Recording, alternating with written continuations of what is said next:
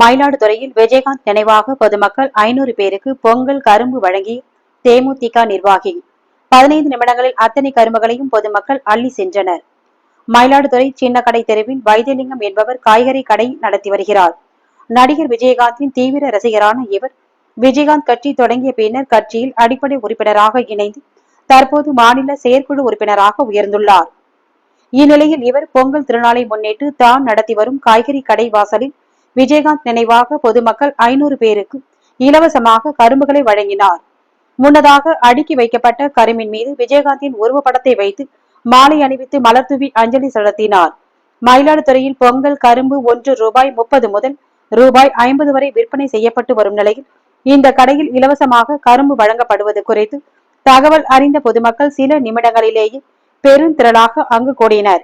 இதையடுத்து பொதுமக்கள் நான் நீ என போட்டி போட்டுக்கொண்டு கரும்புகளை பெற்று சென்றனர். இதனால் அங்கு போக்குவரத்து நெரிசல் ஏற்பட்டது.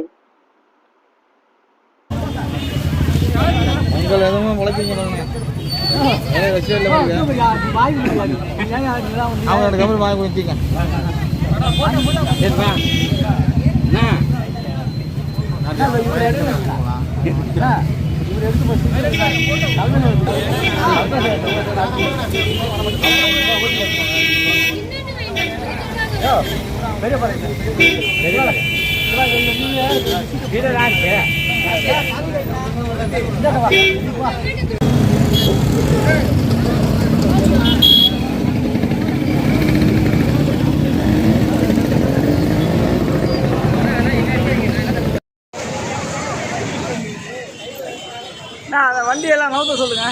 என்ன ஏதாவது